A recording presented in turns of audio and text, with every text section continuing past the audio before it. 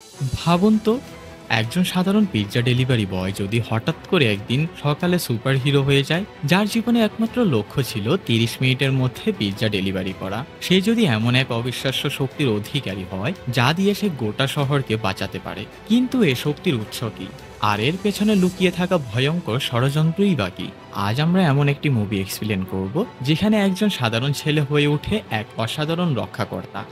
গল্পের শুরুতেই আমরা পরিচিত হই দুই বিজ্ঞানীর সাথে, প্রফেসর জস এবং টাকারের সাথে। তারা মানব কল্যাণের উদ্দেশ্যে এমন এক যুগান্তকারী সিরাম আবিষ্কারের চেষ্টা করছিলেন যা মানুষের শরীরে যে কোনো ক্ষতিগ্রস্ত অঙ্গকে নিজে থেকে সারিয়ে তুলতে পারে। বহু বছরের অক্লান্ত পরিশ্রমের পর তারা অবশেষে সফল হন। একটি সাধারণ টমেটোর উপর সেই সিরাম প্রয়োগ করার পর দেখা যায় টমেটোটিকে ফিসে ফেললেও তা নিজে থেকে আবার আগের নিখুঁত অবস্থায় ফিরে আসছে। কিন্তু এই অসাধারণ আবিষ্কারের খবরটি এক দুর্নীতিগ্রস্ত কর্পোরেট বস জেমসের কাছে পৌঁছায়।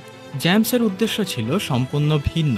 সে এই সিরাম ব্যবহার করে এক অদম্য সুপার সোলজার বাহিনী তৈরি করতে চেয়েছিল, যা দিয়ে সে পৃথিবীকে নিজের নিয়ন্ত্রণে আনতে পারবে। এখানেই বিজ্ঞানীদের মহৎ উদ্দেশ্য এবং কর্পোরেট লোভের মাধ্যমে এক ভয়ঙ্কর দ্বন্দ্বের জন্ম হয়।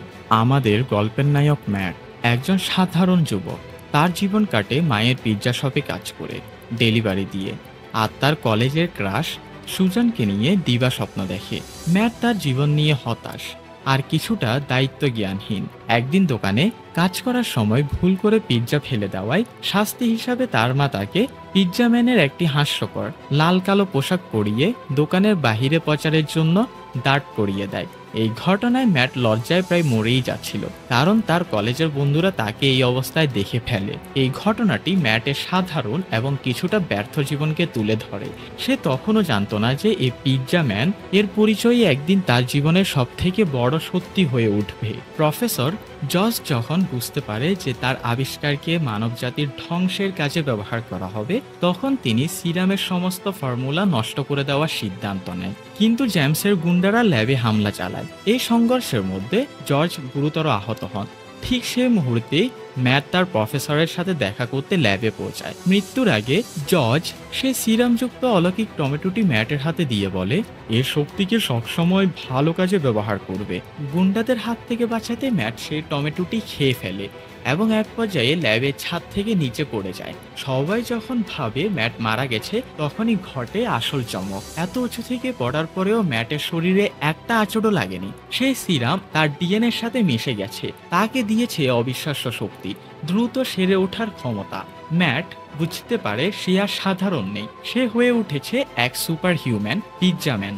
সুপার পাওয়ার পাওয়ার পরে ম্যাটের জীবন বদলে যায়। সে তার নতুন শক্তি পরীক্ষা করতে গিয়ে নানান মজার পরিস্থিতির সৃষ্টি করে।